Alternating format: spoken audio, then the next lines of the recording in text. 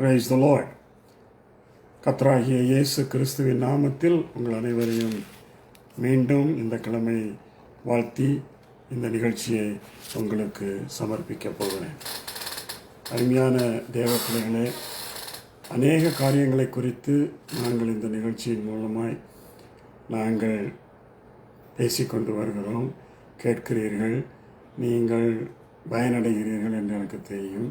அநேகர் எனக்கு செய்திகளும் மெசேஜும் அனுப்பி பாஸ்டர் நல்ல பலனுள்ளதாக இருக்குது என்று சொல்கிறாங்க. ஆகையினால தயவுசெய்து நீங்களும் இந்த நாளிலே நன்றாக பொறுமையாக கவனமாக கேளுங்கள். கேட்பது மட்டுமல்ல, நீங்கள் மற்றவர்களுக்கு ஷேர் பண்ணி அவர்களையும் கேட்க செய்யுங்கள். இன்றைய தினம் நான் ஃபேஸ்புக்லேயே அறிவித்திருந்தபடி the topic is very important. அதாவது all about the baptism of the Holy Spirit. நீங்கள் ஒருவேளை என்னிடத்துல கேட்கலாம், என்ன பாஸ்டர் எங்களுக்கு தெரியாதா பரிசுத்த ஆவியை பற்றின்னு? நான் உங்களுக்கு ஒரு சின்ன க்ளூ தரேன். நான் பிஹெச்டிக்கு எழுதின தீசிஸினுடைய topic all about the Holy Spirit. சரியா? all about the baptism of the Holy Spirit. அதான் என்னுடைய டைட்டில் ஆஃப் த தீசிஸ். நான் எத்தனை பக்கம் எழுதியிருப்பேன்னு நினைக்கிறீங்க? A4 சைஸில் 250 பேஜஸ் எழுதினேன். அந்த என்னுடைய தீசிஸ் 250 பேஜஸ். அது இன்னும் அந்த நான் படித்த அந்த காலேஜில் லைப்ரரியில் இருக்குது. For the future reference of the students என்று சொல்லி அதை மார்க் பண்ணி வச்சிட்டாங்க.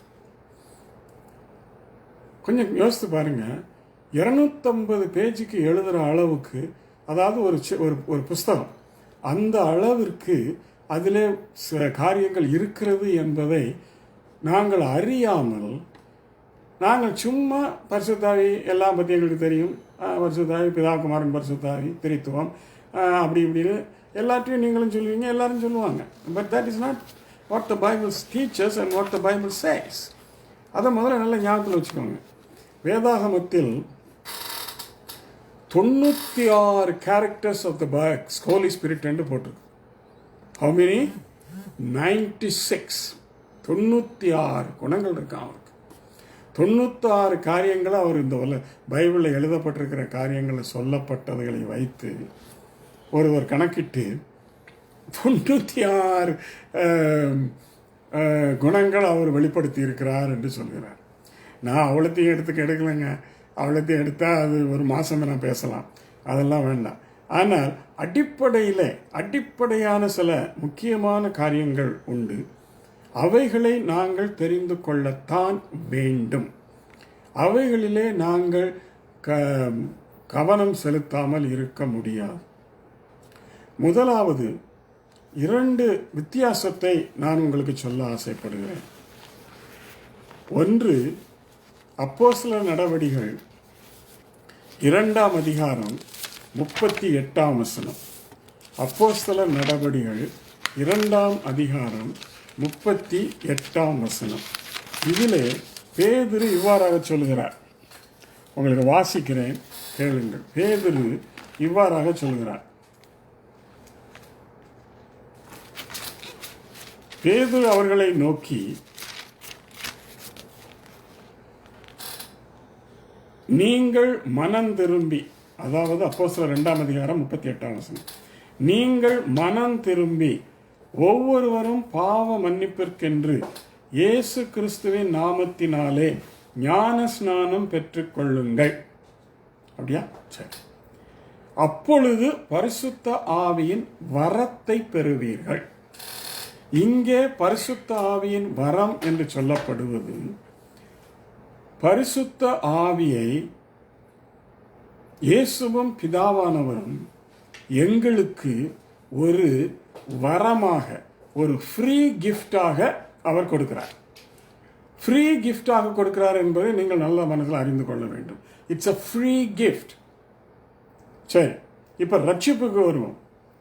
எபேசியர் 2ஆம் அதிகாரம் 8ஆம் வசனத்தில் சொல்லப்பட்டிருக்கிறது, நீங்கள் கிருபையினாலே விசுவாசத்தை கொண்டு ரட்சிக்கப்பட்டீர்கள். இது உங்களுக்கு தேவன் கொடுத்த ஈவு என்று போடப்பட்டிருக்கிறது. அதாவது தேவன் எங்களுக்கு ரட்சிப்பை ஈவாக கொடுக்கிறார், கிஃப்ட் என்று சொல்லி போடப்பட்டிருக்கிறது. அது கிரியைகளினால் அல்ல, ஒருவனும் அதை குறித்து மேன்மை பாராட்டக்கூடாது என்பதற்காக என்று சொல்லி பின்னாலே போடப்பட்டிருக்கிறது. ஆக ரட்சிப்பு ஃப்ரீ கிஃப்ட். யோவான் 3:16 தேவன் தம்முடைய ஒரே பேரான குமாரனை இந்த உலகத்திற்கு அனுப்பி அவர் மேல் விசுவாசம் உள்ளவர்களாய் அவரை ஏற்றுக்கொண்டவர்கள் எத்தனை பேர்களோ அத்தனை பேர்களும் தன்னுடைய பிள்ளைகள் ஆகும்படி அவர்கள் கெட்டு போகாமல் நித்திய ஜீவனை அடையும்படிக்கு அவரை தந்தருளி இவ்வளவாய் உலகத்தில் அன்பு கூர்ந்தார். இங்க நித்திய ஜீவன் என்பதை கொடுக்கிறார். அந்த நித்திய ஜீவன் என்னன்னா, that's again a free gift. So free gift மாதிரி one after another. ரட்சிப்பு ஒரு ஃப்ரீ கிஃப்ட், நித்திய வாழ்வு ஒரு ஃப்ரீ கிஃப்ட், அதை போல பரிசுத்த ஆவியானவர் ஒரு ஃப்ரீ கிஃப்ட். இதைத்தான் பேதுரு 2 அப்போஸ்தலர் 2:38 கூறுகிறார். இட்ஸ் அ ஃப்ரீ கிஃப்ட் என்பதைத்தான் அவர் சொல்கிறார். Free gift by whom? யாரால் எங்களுக்கு இந்த ஃப்ரீ கிஃப்ட் கொடுக்கப்படுகிறது? இயேசு கிறிஸ்து சொன்னார் யோவான் 14:13 நான் என் பிதாவை வேண்டிக் கொள்ளுவேன், அப்பொழுது அவர் சத்திய ஆவியாகிய வேறொரு தேற்றரவாளனை உங்களுக்கு அனுப்பி தருவார், அவர் உங்களோடு கூட வாசம் பண்ணி உங்களுக்குள்ளும் இருப்பார் என்று சொல்லி சொன்னார். ஆக இயேசு சொன்னார் தான் வேண்டிக் கொள்வாராம், பிதாவானவர் அனுப்பி தருவார். அப்போ பிதாவானவர் தன்னுடைய ஆவி, அதாவது ஹோலி ஸ்பிரிட்டுக்கு தேவனுடைய ஆவி, த ஸ்பிரிட் ஆஃப் காட் என்கிற பெயர் ஆதி முதலாகவே இருந்து வருகிறது. அதை குறித்து நான் கொஞ்சம் சொல்லப்போறேன், நல்லா கவனிங்க. ஹோலி ஸ்பிரிட் என்கிற வார்த்தை, பரிசுத்த ஆவி என்கிற சொல் புதிய ஏற்பாட்டிலே தான் எங்களுக்கு சொல்லப்பட்டிருக்கிறது. பழைய ஏற்பாடு முழுவதும் அது தேவனுடைய ஆவி என்றுதான் சொல்லப்பட்டிருக்கிறது. Who came on Samson? The Spirit of God. Who came on Gideon? The Spirit of God. Not the Holy Spirit என்று சொல்லப்படல, ஆனா Holy Spirit தான், because he is the Spirit of God. Moses, the Spirit of God came upon him. They started prophesying. The Spirit of God came upon Miriam. She started prophesying. The Spirit of God came upon Deborah. She started prophesying.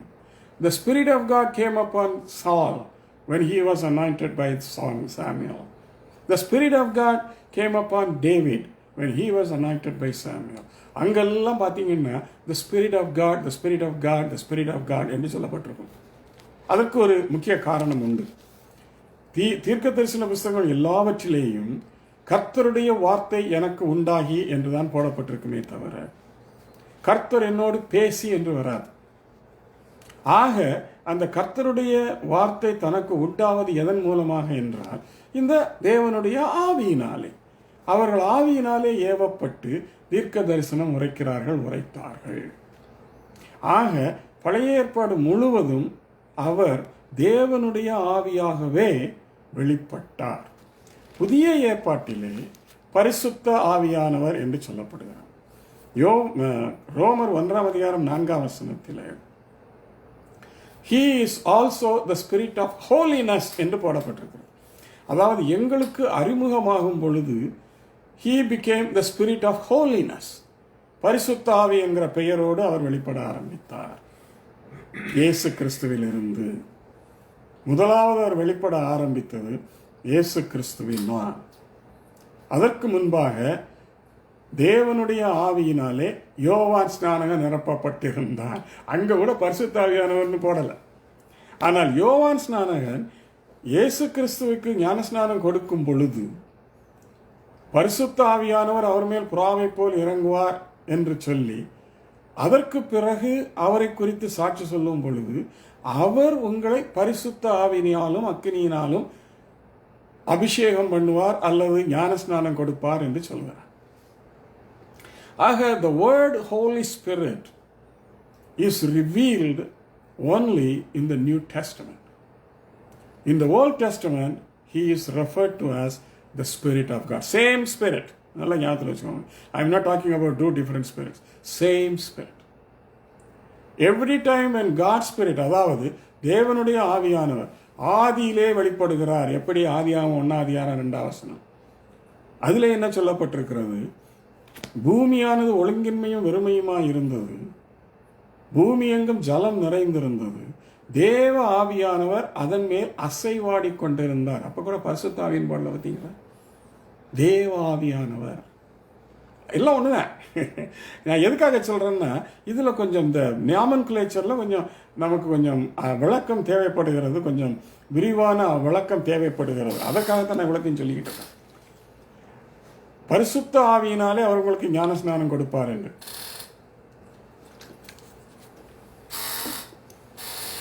பரிசுத்த ஆவியானவர் அவர் மேல் இறங்கினார். இயேசு கிறிஸ்து அவரை பற்றி சொல்லும் பொழுது, நீங்கள் எருசலேமிலே காத்திருங்கள், உன்னதத்திலிருந்து வருகிற பரிசுத்த ஆவியானவரால் நீங்கள் பலப்படுத்தப்படும்படி வரைக்கும் அங்கிருந்து போகக்கூடாது என்று சொல்லி கட்டளையிட்டார். ஒரு காரியத்தை நல்ல ஞாபகத்தில் வச்சுக்கோங்க. It is not playing games. It's not playing games. He commanded them, do not leave Jerusalem. அவர்களுக்கு கட்டளையிட்டார் என்று சொல்லப்பட்டிருக்கிறது. Don't go அப்படின்னா என்ன அர்த்தம்? Don't go and attempt anything in the flesh. அதாவது நீங்களாகவே புறப்பட்டு போய், எல்லாருக்கும் இப்போ துடிப்பில் இருக்கிறாங்க, இயேசு உயிர்த்தெழுந்தார், எங்கேயாவது போய் சொல்லணும், ஏதாவது பண்ணணும்னு. ஆண்டவர் சொல்லி போட்டார், இந்த மாதிரி நத்திங் டூயிங். உன்னுடைய சொந்த பலத்தில் நீ போகாத. Wait till you are empowered, endowed with the power from above. ஏங்க கர்த்தர் இயேசு என்ன ஒன்றும் அறியாதவரா இல்லை ஒன்றும் தெரியாதவரா? அவர் ஏங்க இவ்வளவு தெளிவாக எல்லாத்தையும் சொல்லிட்டு போகணும்? லூக்கா 24:49 சொல்கிறாரு, நீங்கள் எருசலேமிலே தங்கியிருங்கள். அப்போஸ்தலர் 1 சொல்கிறாரு, நீங்கள் எருசலேமிலே தங்கியிருந்தீர்கள் என்று கட்டளையிட்டார். 10 நாள் வாயை மூடிக்கொண்டு பேசாமல் இருந்தாங்க. பெந்தேகோஸ்தே நாளிலே பரிசுத்த ஆவியானவர் இறங்கினார். அவர் எப்படி வல்லமையாக இறங்கினார் என்ற கதையை நான் திரும்ப திரும்ப சொல்ல வேண்டியதில்லை. இறங்கினார். அக்கினிமயமான நாவுகள் அவர்களுக்கு காணப்பட்டது. சடிதியால் பெரிய சத்தம் உண்டாயிற்று, இடி முழக்கம் போல. அவர்கள் மேலே வந்து இறங்கினார். அவர்கள் எல்லாரும் 120 பேர் எல்லாரும் அந்நிய பாஷைகளை பேசி தீர்க்க தரிசனம் சொன்னார்கள். இதில் ஒரு சின்ன குழப்பத்தை எல்லாரும் உருவாக்கிட்டாங்க. அந்த குழப்பத்துக்கு நான் பின்னால் விளக்கம் தான். நான் முதல்ல அவர் எங்களுக்கு கொடுக்கப்படுகிற வரம் என்பதற்கான விளக்கத்தை நான் உங்களுக்கு சொல்லப்படுகிறேன். வரம் என்றால் ஃப்ரீ கிஃப்ட். இந்த தமிழில் இந்த வரத்துக்கு வேற ஈஸி டிரான்ஸ்லேஷன் இல்லைங்க. ஃப்ரீ கிஃப்ட்டுங்க, இலவசமாக தருகிறார். அப்போஸ்தலர் லூக்கா எழுதின சுவிசேஷம் 11:13 அது இவ்வாறாக சொல்லுகிறது. அதை நான் உங்களுக்கு படிக்கிறேன், ஏன்னா அது ரொம்ப முக்கியம். அதில் என்ன சொல்கிறாரு லூக்கா? ஏன் லூக்காவை குறித்து நான் இங்கே எம்பசைஸ் பண்ணுறேன் என்றால் அதுக்கும் ஒரு காரணம் இருக்கிறது. அவர் என்ன சொல்கிறார்? பொல்லாதவர்களாகிய நீங்கள், லூக்கா 11:13, பொல்லாதவர்களாகிய நீங்கள் உங்கள் பிள்ளைகளுக்கு நல்ல ஈவுகளை அழகானிய நல்ல ஈவுகளை ஃப்ரீ கிஃப்ட்ஸ் கொடுக்க அறிந்திருக்கும் பொழுது பரமபிதாவானவர் தம்மிடத்தில் வேண்டிக் கொள்கிறவர்களுக்கு பரிசுத்த ஆவியை கொடுப்பது அதிக நிச்சயம் அல்லவா? ஆஸ் அ ஃப்ரீ கிஃப்ட் உங்களுக்கு தர. இதைத்தான் பேதுரு அப்போஸ்தலர் 2:38 சொல்கிறாரு, நீங்கள் பரிசுத்த ஆவியின் வர பெரிய கிஃப்டை பெறுவீர்கள். அது உங்களுக்கு மாத்திரமல்ல, வாக்குத்தத்தம், அதாவது அந்த வாக்குத்தத்தமானது 39 உங்களுக்கும் உங்கள் பிள்ளைகளுக்கும் நம்முடைய தேவனாகிய கர்த்தர் வரவழைக்கும் தூரத்தில் உள்ள யாவருக்கும். இந்த தூரத்தில் உள்ள யாவர் யாரு தெரியுமா? நீங்களும் நானும். ஏன்னா ஆண்டவர் நம்மளை புறஜாதின்னு பிராண்ட் பண்ணிட்டார். இதை உடனே இந்த ஜனங்கள்லாம் அவர் பாரபட்சம் உள்ளவரெல்லாம் நீங்கள் நோ நோ நோ நோ. அவர் தன்னுடைய ஜனமாகிய யூதர்களை அல்லது இஸ்ரவேலர்களை மட்டும்தான் தன்னுடைய ஜனம் என்று பழைய ஏற்பாடு முழுவதும் சொல்லிக்கொண்டே இருந்தார். மற்ற எல்லாரையும் புறஜாதிகள் புறஜாதிகள் புறஜாதிகள் என்றார். யாரு? எல்லாரும் புறஜாதிகள். இன்னும் சொல்ல போனா இஸ்மவேல் மூலமா ஆபிரகாமுக்கு பிறந்த அந்த சந்ததி இருக்கு பாருங்க, இஸ்லாமிய சந்ததி, புறஜாதின்னு அடிச்சிட்டார். நம்மளாம் யாருங்க? புறஜாதிகள்ங்க. அந்த புறஜாதிகளை இஸ்ரவேலர்களாக மாற்றுவதற்காகத்தான் இயேசு கிறிஸ்து இந்த உலகத்திலே வந்து பிறந்து விசுவாசத்தினாலே ரட்சிக்கப்படுவீர்கள் என்கிற ஒரு பிரமாணத்தையும் கொண்டு வந்து அதை கிருபையினாலே எங்களுக்கு ஈந்து எங்களை பிதாவோடு ஒப்புரவாக்கி ஆபிரகாமின் பிள்ளைகளாக ஒப்புரவாக்கினார். நல்ல கவனிங்க, ஆபிரகாமின் பிள்ளைகளாக. நாங்கள் ஆவிக்குரிய இஸ்ரவேலர்கள், ஆவிக்குரிய ஆபிரகாமின் பிள்ளைகள். மாமிசத்திற்குரிய பிள்ளையான முஸ்லீம், அதாவது இஸ்லாமியரை அவர் புறஜாதின்னு அடிச்சிட்டார். ஆனால் எங்களை நாங்கள் இயேசுவின் கிறிஸ்துவின் ரத்தத்தினாலே மீட்கப்பட்டு ரட்சிக்கப்பட்டதினால எங்களை அவர் தேவனோடு ஒப்புரவாக்கி ஆபிரகாமின் பிள்ளைகள், ஆபிரகாமின் சந்ததி, ஆபிரகாமின் ஆசீர்வாதத்திற்கு இவர்கள் சுதந்திரவாளிகள் என்று எங்களை ஒப்புரவாக்கிட்டாருங்க. இதைத்தான் அங்கே பவுல் சொல்றார். இதை நம்ம புரிஞ்சிக்காம நம்ம இஷ்டத்துக்கு நம்ம பேசிக்கொண்டிருக்கக்கூடாது. அதில் சின்ன இன்னொரு காரியத்தையும் உங்களுக்கு லேசாக சொல்லிட்டு போயிடுவேன். இந்த திரித்துவங்கிறத வச்சு குழம்பாதீங்க தயவு செய்து. பிதா குமாரன் பரிசுத்த ஆவி மூவரும் இருக்கிறாங்கங்க. அதை திரித்துவம்ங்கிற ஒரு வார்த்தையில் அடக்கி 3 1 1 3ங்கிற அந்த அந்த வியாக்கியானம், அந்த விளக்கம், இதையெல்லாம் கொஞ்சம் மறந்துருங்க, தூர தள்ளி வச்சிருங்க. அதனால நீங்கள் குழம்புவீங்க. நான் இதை விளக்குறதுக்காகத்தான் போன வாரம் யோவான் எழுதின சுவிசேஷம் 14, 15, 16, 17 அதிகாரத்திலிருந்து அநேக வார்த்தைகளை சொல்லி எப்படி அவர்கள் மூவரும் கிரியை செய்கிறார்கள் என்பதை நான் உங்களுக்கு கற்றுக் கொடுத்தேன். Don't get confused. எனக்கு என்கிட்ட கேட்டீங்கன்னா திரித்துவங்கிற வார்த்தையை நீங்கள் கொஞ்ச நாளைக்கு மறந்துடுங்க. அது தேவையில்லாத ஒன்று. பார்த்துக்கோங்க, பிதாவை நீங்கள் நம்புகிறீர்கள், இயேசுவை நீங்கள் நம்புகிறீர்கள், பரிசுத்த ஆவியை நீங்கள் நம்புகிறீர்கள், போதும். இதுக்கு போய்கிட்டு அப்படி இப்படி என்னதுக்குங்க? சரி, நீங்கள் பரிசுத்த ஆவியின் வரத்தை பெறுவீர்கள், பரிசுத்த ஆவியை நீங்கள் ஒரு கிஃப்டாக பெறுவீர்கள் என்று பேதுரு தெளிவாக சொல்லிவிட்டார். அப்போஸ்தலர் 2ஆம் அதிகாரத்தில். அப்போஸ்தலர் 19ஆம் அதிகாரம், ஏன்னா இடையில நிறைய இன்சிடென்ட் வருது. 10ஆம் அதிகாரத்தில் பேதுருவோடு கூட ஒரு இன்சிடென்ட் நடக்குது. அதையும் நான் இப்போ விளக்கினா டைம் போய் கொண்டிருக்கும். 19ஆம் அதிகாரத்துக்கு நேரடியாக செல்வோம். பவுல் எபேசுக்கு வந்துட்டார். எபேசுக்கு வந்து அங்கே சில விசுவாசிகளை காண்கிறார். ஏங்க, பவுலுக்கு விசுவாசிகளுக்கும் அவிசுவாசிகளுக்கும் ரட்சிக்கப்பட்டவங்களுக்கும் ரட்சிக்கப்படாதவங்களுக்கும் வித்தியாசம் தெரியாதா? அப்போ பவுலை நம்ம என்ன நினைக்கிறோம்? பவுல் தான் இவ்வளவு விளக்கங்கள் வேதாகமத்தில் கொடுத்திருக்கிறார். 13 நிருபங்களை எழுதியிருக்கிறார். எவ்வளவு விளக்கம், தெளிவான விளக்கம். கிருபையினாலே ரட்சிக்கப்படுகிறீர்கள், கிருபையினாலே ரட்சிக்கப்படுகிறீர்கள், கிரியையினாலே அல்ல என்று சொல்லி எல்லாத்தையும் அவர் சொல்லி கொண்டு போறார். என்னங்க, என்ன நடக்குது? இவ்வளத்தை சொன்னவருக்கு ஒரு விசுவாசிக்கும் ஒரு அவிசுவாசிக்கும் வித்தியாசம் தெரியாதா? சரி, அது ஒன்று. இரண்டாவது, விசுவாசிக்கும் பரிசுத்த ஆவி அவனோடு இருக்கிறார், பெற்றிருக்கிறான் என்பதற்கும் கூட பவுலுக்கு வித்தியாசம் தெரியாதா? தெரியுமா தெரியாதா? நாங்கள் பவுல் எழுதின நிருபத்தை தானங்க நாங்கள் பின்பற்றுறோம். அவருக்கு தெரியுமா தெரியாதா? அவ்வளவும் தெரிந்த பவுல் விசுவாசிகளான பொழுது நீங்கள் பரிசுத்த ஆவியை பெற்றீர்களா? விசுவாசிகள் ஆன போது, ஏன்னா நீங்கள் விசுவாசிகள் எனக்கு தெரியும். நீங்கள் விசுவாசிகள் ஆன போது பரிசுத்த ஆவியை பெற்றீர்களா என்று பவுல் கேட்கிறார். அவங்களும் இல்லைன்றாங்க. ஏன்னா பெற்றிருந்தா தானே ஆமன்னு சொல்லுவாங்க. ஆனால் ஒன்று சொல்கிறேன் கேட்டுக்கோங்க, இப்போ இருக்கிற விசுவாசிகள் எல்லாரும் நாங்கள் பெற்றுட்டோம், நாங்கள் பெற்றுட்டோம், நாங்கள் பெற்றுட்டோம், எங்களுக்குள்ள பரிசுத்த ஆவி இருக்கிறார், இப்படியே தங்களை தாங்களே சமாதானப்படுத்தி கொண்டு தங்களை தாங்களே ஏமாற்றி கொண்டிருக்கிறாங்க. இதுக்கு எல்லாரும் உடந்த ஆமாம் நீங்கள் பெற்றுக்கொண்டீங்க போச்சு. பவுல் மாதிரி சொல்ல வேண்டியதானே, ஐயா பெற்றுக்கொண்டீங்களா? இல்லையா? பெற்றுக்கோங்க. பவுல் பேதுரு சொன்ன மாதிரி அது உங்களுக்கு ஃப்ரீ கிஃப்ட். அதை பெற்றுக்கோங்களேன் அப்படின்னு சொல்லும். ஏங்க பவுலுக்கு இது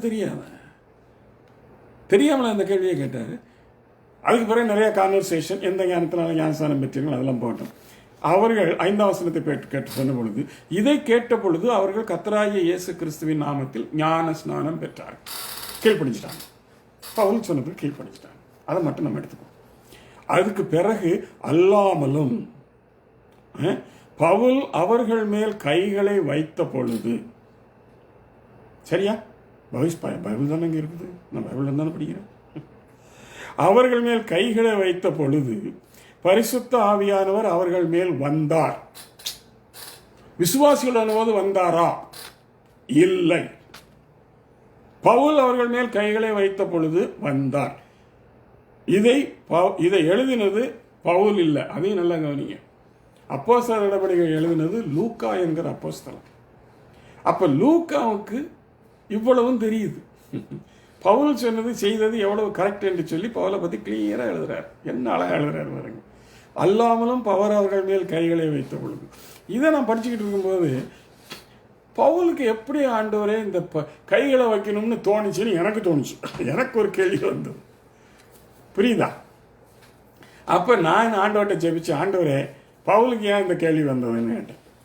அப்போ ஆண்டவர் சொன்னார், அப்போஸ்தலர் 9ஆம் அதிகாரத்தை படினார். சரி, நான் அப்போஸ்தலர் 9ஆம் அதிகாரத்தை படித்தேன். ஆண்டவர் இப்படி தான் பதில் கொடுப்பாரு. உடனே எங்களுக்கு இந்த தீர்க்கதரிசிகள்லாம் சொல்கிற மாதிரி எல்லாம் இப்போ விளக்கத்தை கொடுங்க. ஆண்டவர் 9ஆம் அதிகாரத்தை படி. நான் உடனே 9ஆம் அதிகாரத்துக்கு போயிட்டேன். அங்கே 9ஆம் அதிகாரத்தில் பவுல் என்ன செய்கிறாரு? தமஸ்குவுக்கு போய் கொண்டிருக்கிறார். கதையெல்லாம் உங்களுக்கு தெரியும், நீங்களாம் விசுவாசிகள். அதனால தமஸ்குவுக்கு போகும்போது இயேசுவே நேரே அவர்களை சந்திக்கிறார். அவனை சந்தித்தார், புரியுதா? அவனை நேரடியாக சந்தித்தார். விளங்குதா? இப்போ அப்பொழுது பரிசுத்த ஆவியினால் அபிஷேகம் பண்ணுகிறவர் இயேசு.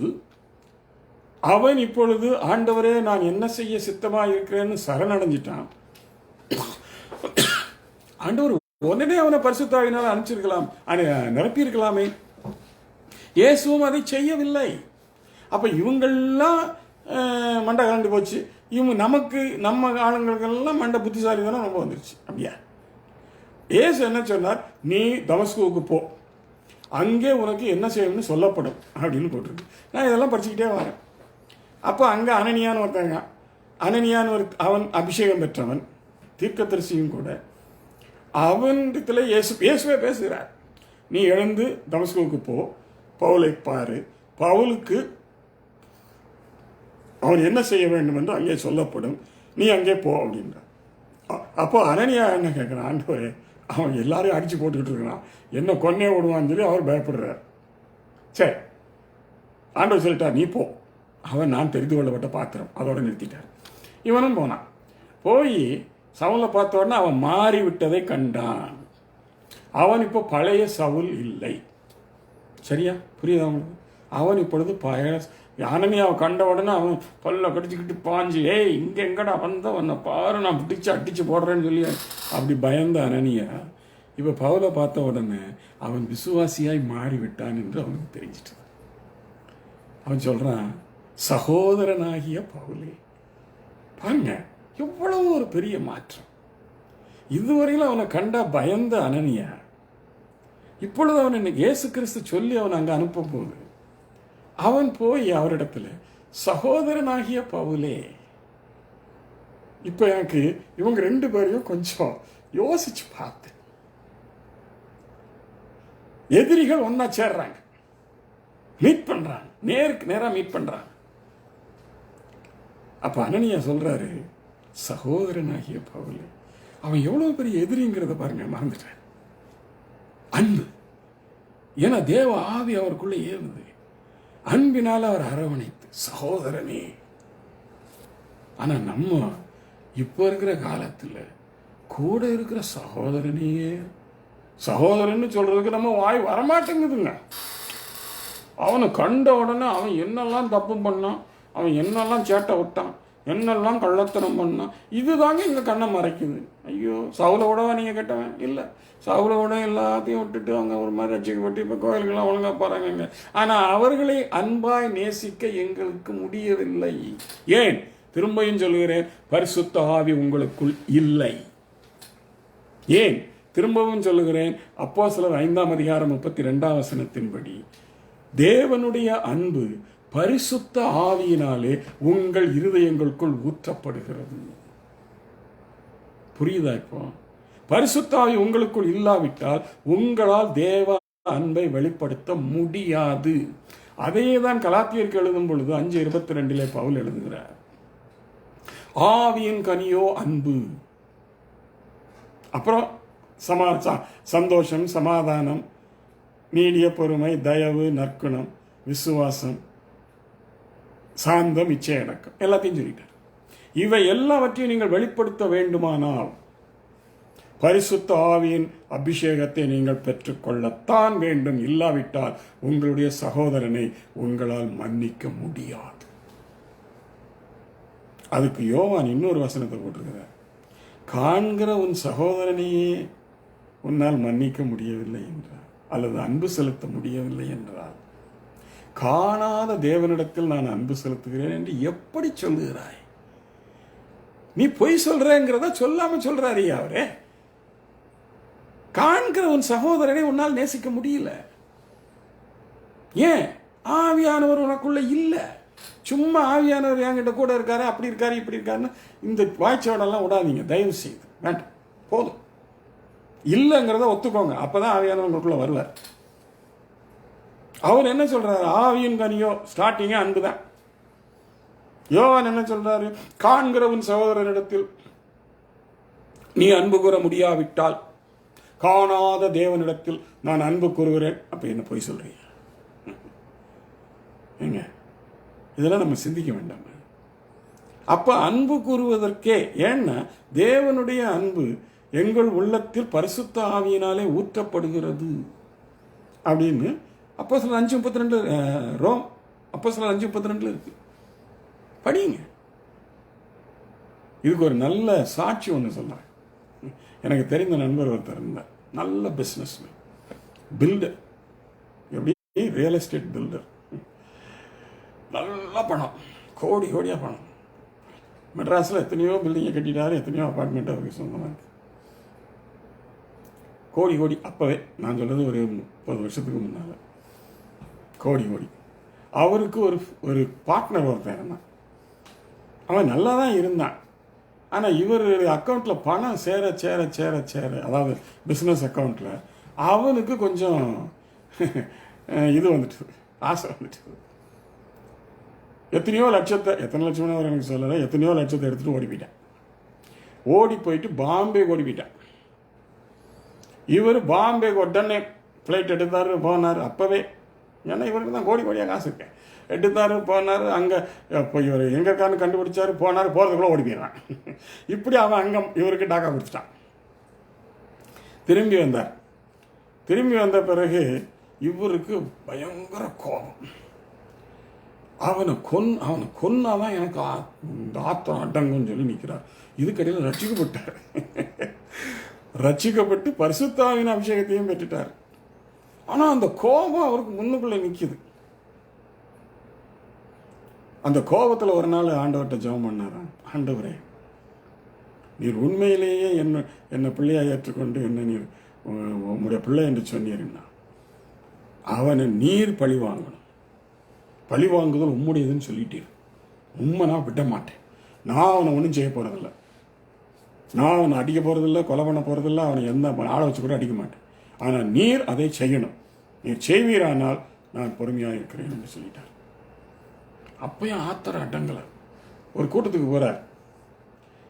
அது ஒரு வீட்டு கூட்டம் தான். அந்த வீட்டுக்கு போகும்போது இவருடைய நண்பரை அங்கே சந்திக்கிறார். என்ன, இவர் பேர் ஜெயக்கொடி. என்ன ஜெயக்கொடி, ஒரு மாதிரி இருக்கிற, கோபமாகவே இருக்கிற, என்ன விஷயம்? இவர் கதையெல்லாம் சொல்லியிருக்காரு. இந்த பாரு, ஆண்டவர் பார்த்துக்குவாரு, விட்டுட்டு முடியாது, அவர் செய்கிற வரைக்கும் நான் விட மாட்டேன் அப்படின்றாரு. அப்போ இவருக்கு பிரசங்கத்தில் இவருக்கு செய்தி வருது, நீ ஏன் உனக்கு விரோதமாக உன்னை ஏமாற்றினவனை குறித்து இவ்வளவு கலங்குகிறாய்? தீர்க்க தரிசனமாக வருதுங்க செய்தி இவருக்கு. நீ அமைதியா இரு, கர்த்தரை பார்த்துக் கொள்வார். இவர் அடங்கி மூச்சு போய் சொல்லாம அடங்கிட்டு வந்துட்டார், என்கிட்ட ஷேர் பண்ணார். நான் சொன்னேன், ஆண்டவர் உங்கள்கிட்ட சரியாக தான் பேசியிருக்கேன், கொஞ்சம் இந்த கோபத்தை அடக்கும். நானும் ஒரு ஊழியத்தில் ரொம்ப நெருங்கிய நண்பர்கள், கொஞ்சம் கோபத்தை அடக்கும். என்ன பிரதர் சொல்கிறீங்க, முட்டியலையே அப்படிங்குவார். பாருங்க நடக்கும். சரி, ஒரு 6 மாதம் போச்சு. இதுக்கிடையில் ஒரு 6 மாதம் போயிட்டு இவர் நல்ல வேலையும் செய்கிறாரு. இவர் மவுண்ட் ரோடில், மெட்ராஸ் மவுண்ட் ரோடில் எல்ஐசி பில்டிங் முன்னால் போய்கிட்டு இருக்கிறார். அப்போ எதிர்க்க ஒரு பிச்சைக்கார மாதிரி ஒருத்தன் வரான். பிச்சைக்கார மாதிரி கிழிஞ்ச சட்டையை, பேண்ட்டையும் ஷர்ட்டையும் போட்டுக்கிட்டு இவர் பிச்சைக்காரன் நினச்சிட்டு ஹி பாசிட்டிவ் அவரை கடந்து போகிறார். அப்போ அந்த பிச்சைக்காரன் மாதிரி இருந்தவன் ஜெயக்கொடி அப்படின்னு பேரை சொல்லி இவரை கூப்பிடுறான். இவர் யாருடா, நம்ம பிச்சைக்காரன் நினச்சி கடந்து வரோம், இவர் ஜெயக்கொடின்னு என் பேரை சொல்லி கூப்பிடுறான் அப்படின்னு சொல்லி திரும்பி அவனை பார்க்குறார். 2 பேரும் ஒருவர் சந்திக்கிறாங்க. ஜெயக்கொடி என்ன தெரியலையான்னு கேட்குறாரு. இல்லையே, என்ன தாடி கீடியெல்லாம் வளர்த்து சரியான ட்ரெஸ்ஸு கூட இல்லாமல் வந்து முன்னால் நிற்கிறான். நான் தான் அவனுடைய ஃப்ரெண்டு, அவன் பேர் கண்ணன், நான் தான் அவனுடைய ஃப்ரெண்டு கண்ணன். என்ன தெரியலையா, என் முகம் கூட உனக்கு புரியலையா, நீயா, நீ எப்படி இங்கே வந்த, அதுவும் இந்த கோலத்தில் அப்படின்னு இவர் தகைச்சிட்டார். ஆண்டவரே என்ன, நீதானே சொன்ன அவனை உன்கிட்ட வந்து கொண்டு நிறுத்திட்டேன், இப்போ உனக்கு என்ன மனசில் தோணுதோ அதை செய், அவனுக்கு செய் அப்படின்னு ஆண்டவர் பேசுறார். அழுதுட்டார். ஆண்டவரே என்னை மன்னியும். 2 கையையும் நடு ரோட்டில் தூக்கி அவனை கட்டி அணைச்சி, சாப்பிட்டியா அப்படின்னு கேட்ட. இல்லை, வா, நல்ல ஹோட்டலுக்கு கூட்டி போய் பிரியாணி எல்லாம் வாங்கி கொடுத்து, ஏன் இப்படி இருக்கு, உன்னை ஏமாத்தேன் ஜெயக்கொடி, உன்னை ஏமாத்தேன், இந்த தண்டனை அனுபவிக்கிறேன். ஆனா இவருக்குள்ள அன்பு இப்ப பொங்குது. சொல்லாத, திரும்ப அதை ஞாபகப்படுத்தாத, அதை ஞாபகப்படுத்தி எனக்கு கோபம் வர வைக்காத, வா 2 பேரும் போய் நல்லா இளைப்பாரும். கடைசியில் வீட்டுக்கு கூட்டிட்டு போய் அவருக்கு உணவு உடையெல்லாம் கொடுத்து, இப்போ என்ன செய்கிற, ஒன்றும் இல்லைப்பா, நான் உங்ககிட்ட இருந்து எடுத்துகிட்டு போன பணமெல்லாம் போயிட்டு பாம்பேலேயே பிச்சை எடுக்க ஆரம்பிச்சிட்டேன். அப்புறம் எப்படியோ கல்லறையில் ஏறி மெட்ராஸுக்கு வந்துட்டேன்ப்பா. இல்லைவார், நீ இப்போ மனம் திரும்பி நீ கர்த்தருக்கு ஒப்பு கொடுத்தீங்கன்னா கர்த்தர் உன்னை திரும்பியும் ஏற்றுக்கொள்வார். உன்னை பற்றி ஆண்டவர் எனக்கு சொல்லியிருக்கிறார். அன்னைக்கு அவன் மனம் திரும்பினான், கர்த்தரை ஏற்றுக்கொண்டான். அன்பு காண்கிறவன் சகோதரனிடத்தில் நீ அன்பு கூற முடியாவிட்டால் காணாத தேவனிடத்தில் அன்பு கூறுகிறேன் என்று எப்படி சொல்லுகிறார்? மனசாட்சியை தொட்டு சொல்லுங்க சகோதரனே, சகோதரி. சரி, இது பரிசுத்த ஆவியினால் எங்களுக்கு வருகிற கனிகள். அதிலே முதலாவது அன்பு. இப்ப பரிசுத்த ஆவியை நாங்கள் வரமாக பெற்றுக்கொள்ள வேண்டும். ஆஸ் எ கிஃப்ட், வேற ஒன்றும் இல்லைங்க. As a gift, as a gift அதை நீங்கள் பெற்றுக்கொள்ள வேண்டும். சரியா? அப்போ வரங்கள்ல தானே இது வருது, அந்நிய பாஷை வருது. நீங்கள் என்ன பேசுகிறீங்க பாஸ்டர் அப்படின்னு நீங்கள் என்ன பார்த்து கண்டிப்பாக கேட்பீங்க. கேட்கலனாலும் அந்த கேள்வி உங்கள் மனசுக்குள்ளே வந்துக்கிட்டே இருக்கும். சரியா? இப்போ 1 கொரிந்தியர் 12ஆம் அதிகாரத்துக்கு வாங்க. இங்கே தான் இந்த வரங்களை வச்சு எல்லாரும் உழப்பி கொண்டு இருப்பாங்க. நான் தெளிவாக உங்களுக்கு விளக்கம் சொல்லித்தர விரும்புகிறேன், கவனமாக கேள்வி. இப்பொழுது நான் 4ஆம் வசனத்திலிருந்து வாசிக்கிறேன். வரங்களில் வித்தியாசங்கள் உண்டு, ஆவியானவர் ஒருவரே. புரிஞ்சுதா? ஆக வரங்களை எங்களுக்கு தருகிறவர் பிதாவும் அல்ல, குமாரனும் அல்ல, பரிசுத்த ஆவியானவர் தான் என்பதை புரிந்து கொள்ளுங்கள். புரிந்து கொள்ளுங்கள். வரங்களில் வித்தியாசம் உண்டு, ஆவியானவர் ஒருவரே. இரண்டாவது, ஊழியங்களிலேயும் வித்தியாசங்கள் உண்டு, கர்த்தர் ஒருவரே. யார் இந்த கர்த்தர்? இயேசு. மூன்றாவது, 6ஆம் வசனம், கிரியைகளிலேயும் வித்தியாசங்கள் உண்டு, எல்லாவற்றையும் எல்லாருக்குள்ளும் எல்லாவற்றையும் நடப்பிக்கிற தேவன் ஒருவரே. சரி, அப்போ இந்த ஆவியின் வரங்கள் என்பதை நான் கொஞ்சம் விளக்கட்டுமா? சரி, எப்படி எனில் 8ஆம் வசனம், எப்படி எனில் ஒருவனுக்கு ஆவியினாலே ஞானத்தை போதிக்கும் வசனமும். யாரால? ஆவியினால. உங்களுக்கு ஞானத்தை போதிக்கிற வசனம் இல்லை என்றால் ஆவி உங்களிடத்தில் இல்லை. ஏங்க? ஆவியானவர் தான் உங்களுக்கு ஞானத்தை போதிக்கிற வரத்தை கொடுக்கிறவர். ஆவியானவர் தான் வரத்தை கொடுக்கிறவர். ஆவியானவர் வரத்தை பெறுவீர்கள் என்று பேதுரு சொன்னது இது அல்ல. பேதுரு சொன்னது நீங்கள் ஆவியானவரையே வரமாக பெற்றுக்கொள்வீர்கள். புரியுதா? சரி, இரண்டாவது, அந்த ஆவியினாலே ஞானத்தை போதிக்கும் வசனமும், வேறொருவனுக்கு அந்த ஆவியினாலே அறிவை உணர்த்தும் வசனமும், வேறொருவனுக்கு அந்த ஆவியினாலே விசுவாசமும், வேறொருவனுக்கு அந்த ஆவியினாலே குணமாக்கும் வரமும், வேறொருவனுக்கு அற்புதங்களை அந்த ஆவியினாலே, அங்க போட மாட்டேன், அந்த ஆவியினாலே அற்புதங்களை செய்கிற சக்தியும், வேறொருவனுக்கு தீர்க்க தரிசனம் உரைத்தலும், வேறொருவனுக்கு ஆவிகளை பகுத்தறிதலும், வேறொருவனுக்கு பற்பல பாஷைகளை பேசுதலும், வேறொருவனுக்கு பாஷைகளை வியாக்கியானம் பண்ணுதலும் அளிக்கப்படுகிறது. யாரால்? அந்த ஆவியினால். அப்ப இந்த ஆவியானவர் தான் பரிசுத்த ஆவியானவர் என்று புதிய ஏற்பாட்டில் அழைக்கப்படுகிறார். இந்த பரிசுத்த ஆவியானவர் தான் இந்த 9 வரங்களையும் பல்வேறுக்கு பிரித்து கொடுத்து தனித்தனியாக அவர்களை உபயோகப்படுத்துகிறார். இதை மாத்திரம் அவர் வேதம் சொல்லவில்லை.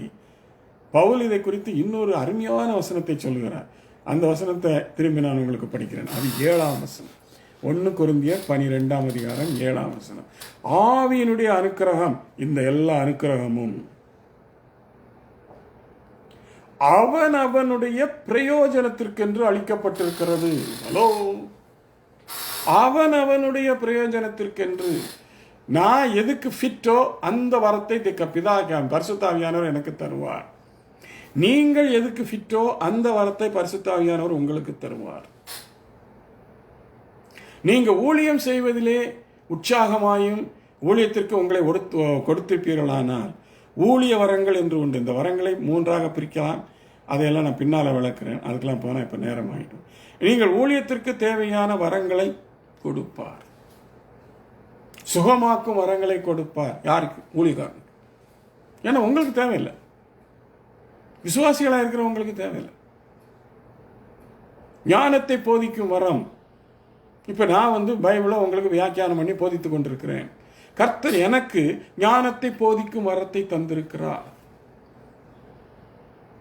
அதை நான் விசுவாசிக்கிறேன், பாவிக்கிறேன், பயன்படுத்துகிறேன், வசனத்தை விளக்கி சொல்லுகிறேன். வேறொருவனுக்கு அந்த ஆவியினாலே அறிவை உணர்த்தும் வசனம். இந்த அறிவை உணர்த்தும் வசனமும் தீர்க்க தரிசன வசனமும் கிட்டத்தட்ட ஒன்றாக செயல்படும். தீர்க்க தரிசனம் என்பது ஃபோர் நாலேஜ் என்று நான் சொன்னேன். Foretelling by four knowledge.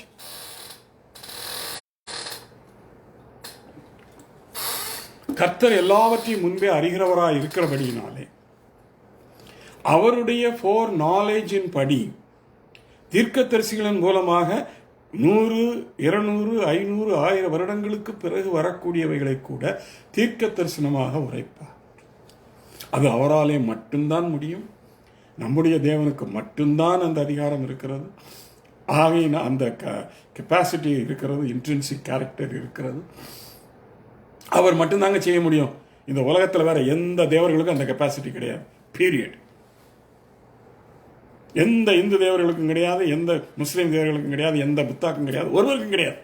They don't know what's going to happen tomorrow. But our Lord knows. அதை தீர்க்கதரிசிகளின் வாயிலாக உங்களுக்கு அறிவிக்கிறார்.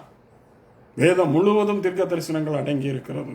இந்த புத்தகத்திற்கு இன்னொரு வேத புஸ்தகத்திற்கு இன்னொரு பெயரே இருக்கிறது. அதுக்கு பேர் தீர்க்க தரிசன புஸ்தகம். சரிங்களா? ஓகே. இதோடு கூட வேறொருவனுக்கு அந்த ஆவியினாலே அறிவை உணர்த்தும் வரம் என்று சொல்லப்படுகிறது.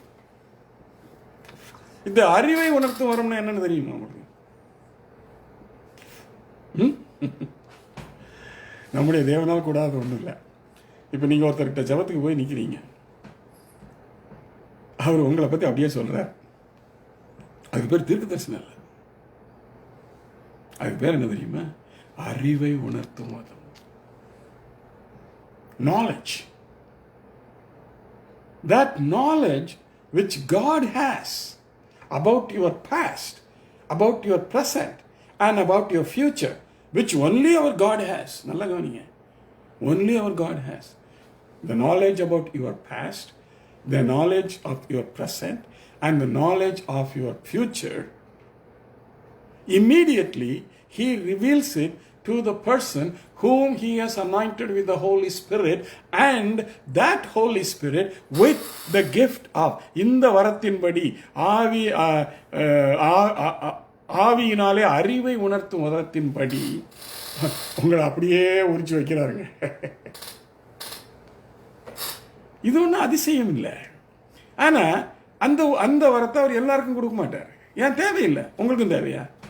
நீங்கள் அப்படி அந்த வரத்தெல்லாம் நீங்கள் பெற்றுக்கொண்டீங்க, ரோட்டில் போகும்போது எல்லாரையும் பார்த்து ஐயோ எப்படியா அவன் அப்படியான்னு நீங்கள் யோசித்து கொண்டு போவீங்க. அது ஊழியக்காரர்களுக்கு ஸ்பெஷல் விட்டுருவோம்.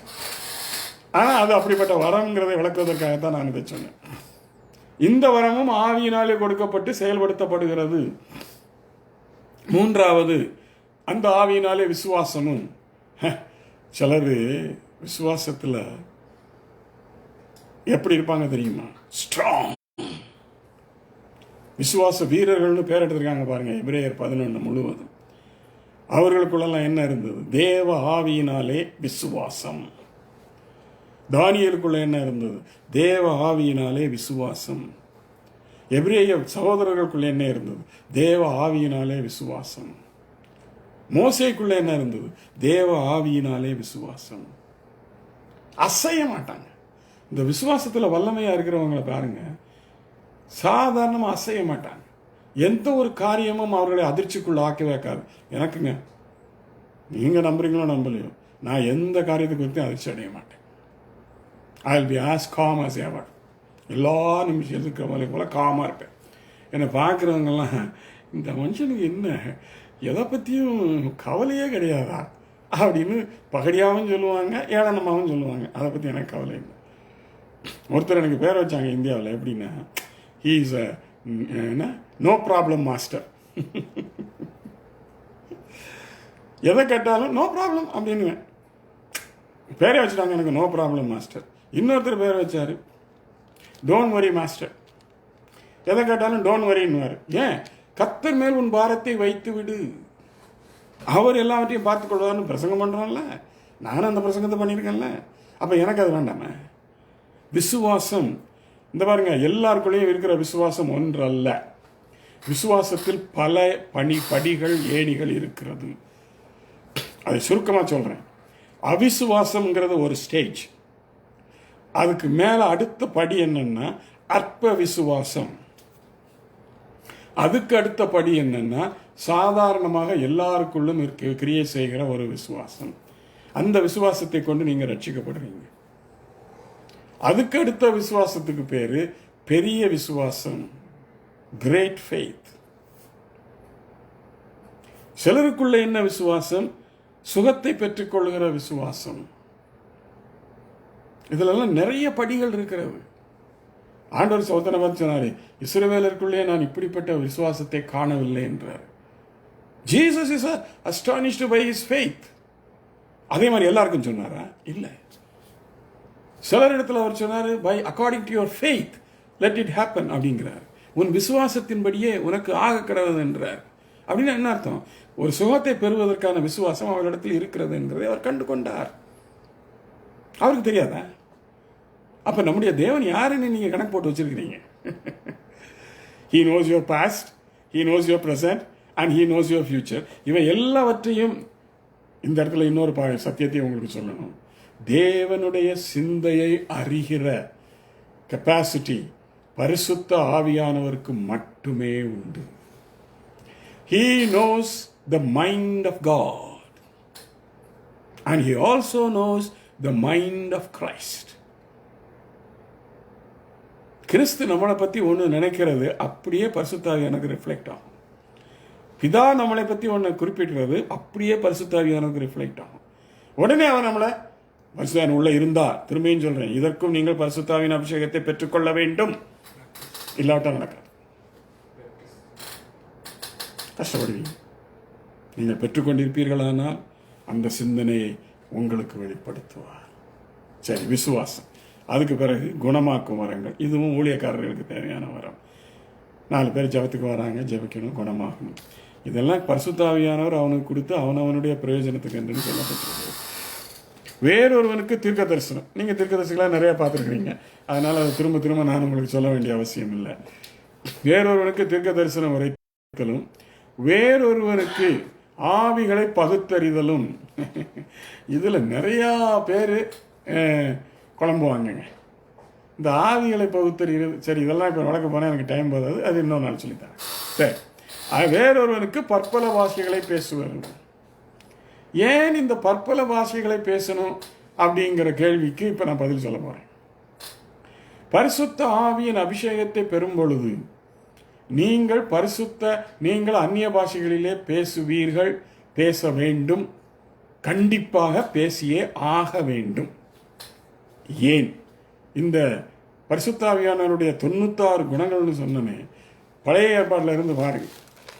பழைய ஏற்பாட்டில் ஏசாயா தீர்க்க தரிசன புஸ்தகத்திலே இதை குறித்து சொல்லப்பட்டிருக்கிறது. ஏசாயா தீர்க்க தரிசன புஸ்தகம் 28ஆம் அதிகாரம்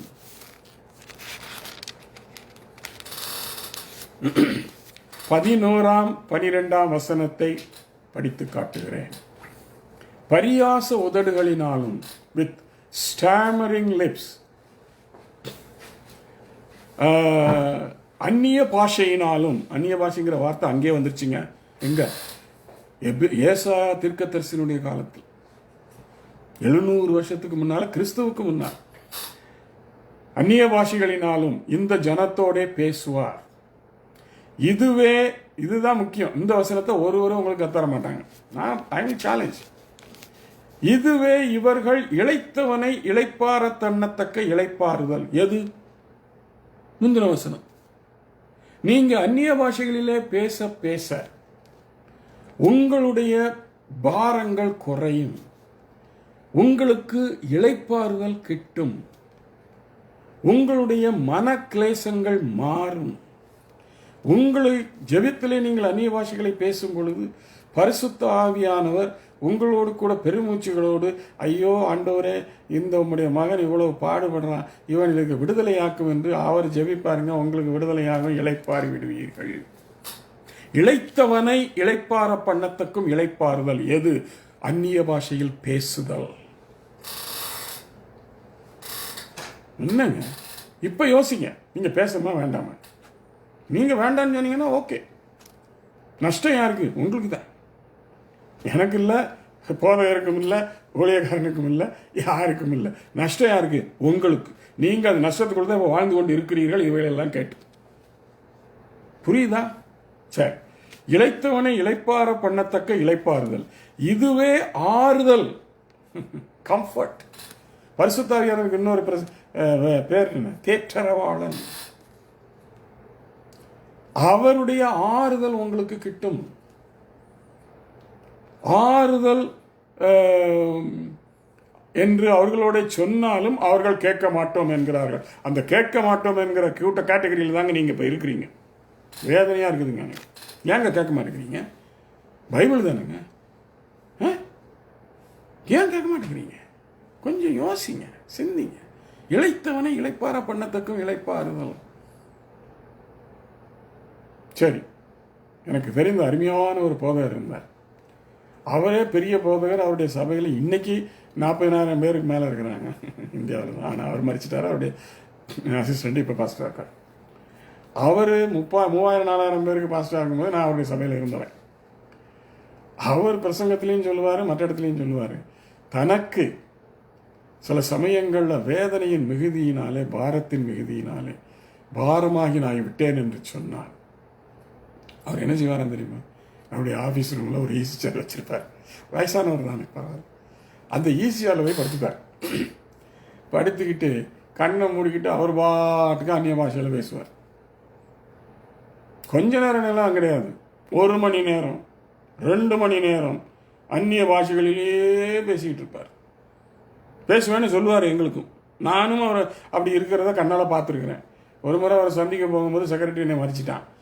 ஏன்னா உள்ள ஐயா ஜபத்தில் அந்நிய பாஷையில் ஜெபம் பண்ணி கொண்டிருக்காரு, உள்ள போகக்கூடாது. பரவாயில்ல. அதை குறித்து அடுத்த வாரம் அவர்கிட்ட கேட்டேன். நான் பாஸ்டர்கிட்ட, ஐயா இதனுடைய ரகசியம் என்னன்னு கொஞ்சம் சொல்லித்தாங்க. தம்பி, இதுதான்ப்பா ரகசியம். எனக்கு கவலையை யார்கிட்ட சொல்கிறதுன்னு எனக்கு தெரியல. மனிதர்கள்ட்ட சொன்னால் அவங்க என்னை வேறு மாதிரி வழங்கி கொள்கிறாங்க, என்னை பரியாசம் பண்ணுறாங்க, காசிப் பண்ணுறாங்க. யார்கிட்ட போய் சொல்ல முடியும்? சொல்லு. நான் ஒரு ஊழியக்காரன்.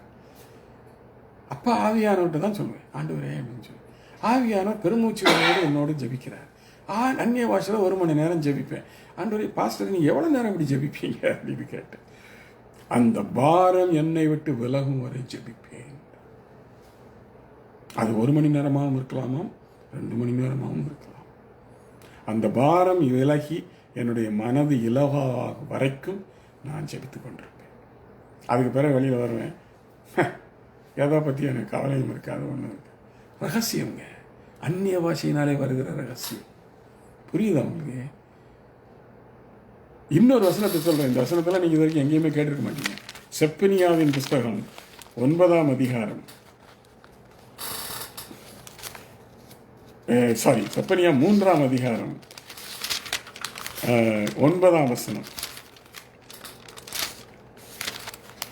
இந்த வசனத்தெல்லாம் நான் பிரசங்கம் பண்ணும்போது பாவிப்பேன். ஆனால் ஒரு வசனத்தையாவது யாராவது பிரசங்கம் பண்ணுறாங்களான்னு நானும் கேட்டுக்கிட்டு பார்க்குறேன். இன்னும் வர மாட்டேங்க. சரி, வரல போட்டு. எஸ், செப்பனியா 3ஆம் அதிகாரம் 9ஆம் வசனம். பைபிள் வச்சுருந்தீங்கன்னா எடுத்து பாருங்கள், இல்லைன்னா குறித்து வச்சுக்கிட்டு அப்புறமா எடுத்து அதை பாருங்கள்.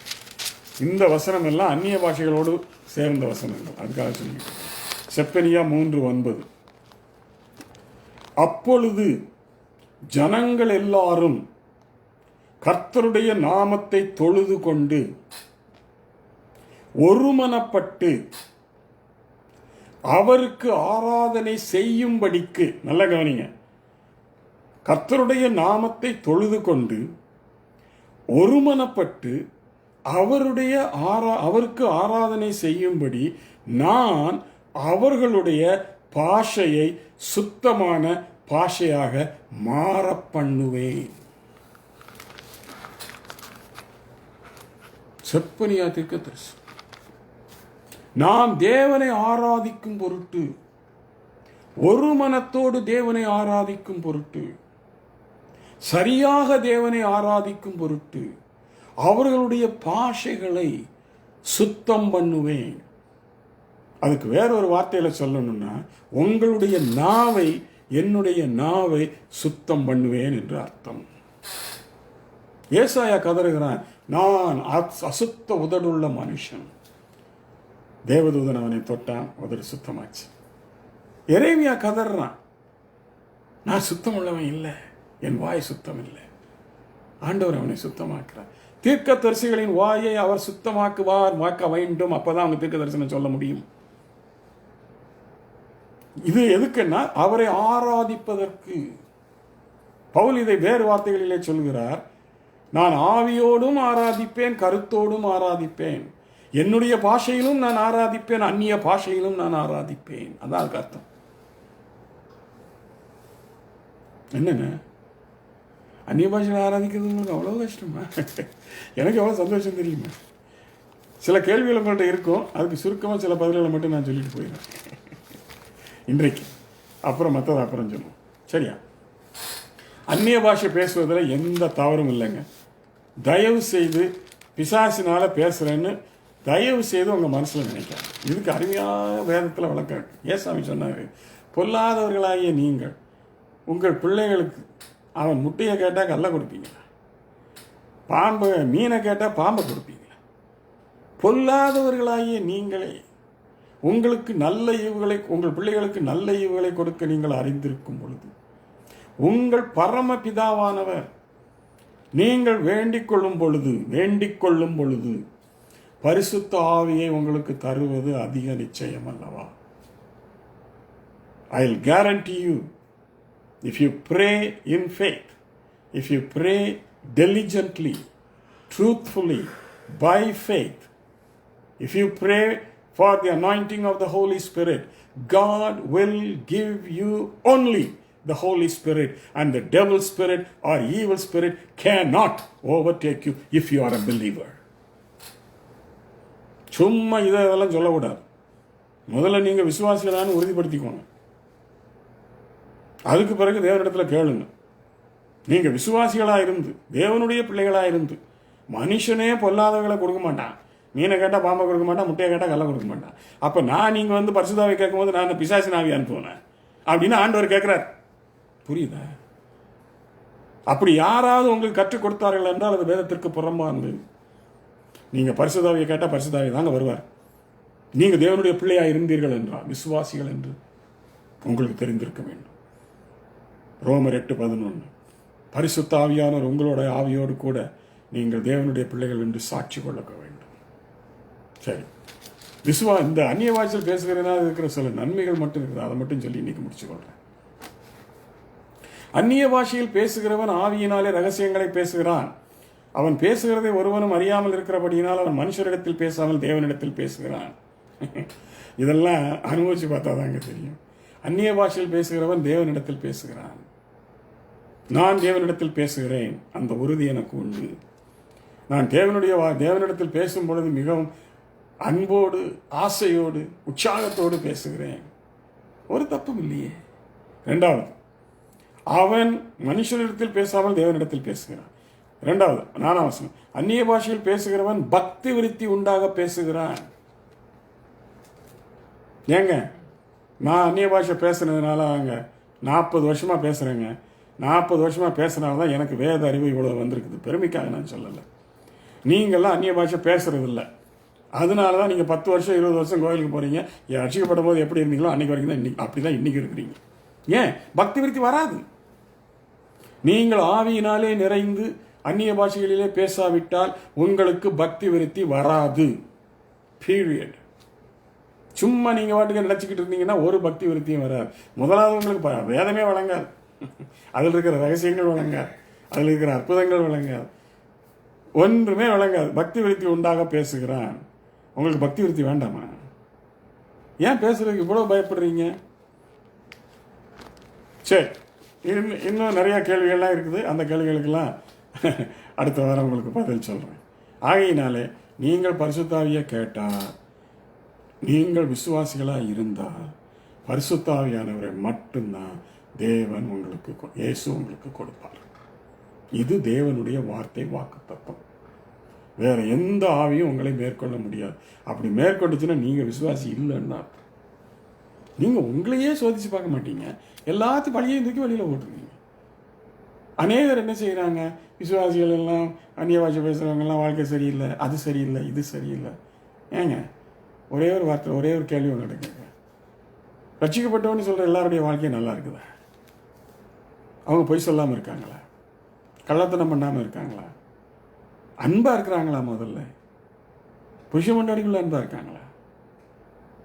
எவ்வளவு அதாவது காசிப்புன்னு சொல்கிறாங்களே, அதெல்லாம் செய்கிறாங்க. விசுவாசிகள் தான் செய்கிறாங்க. அவங்க ஆவியை பெற்றிருக்காங்களோ அந்நிய பாஷை பேசுகிறாங்களோ அப்புறங்க. ஏன் இதை விசுவாசிகள்லாம் செய்கிறது இல்லையா? அப்போ அவங்கள எப்படி ரட்சிக்கப்பட்டவர்கள் நீங்கள் சேர்த்து உள்ள வச்சுக்கிறீங்க?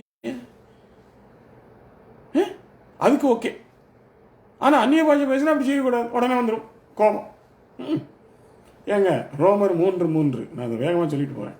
ரோமர் 3:3, சிலர் விசுவாசியாததினாலே தேவனுடைய வார்த்தை பொய்யாகாது, தேவனுடைய சத்தியம் மாறாது.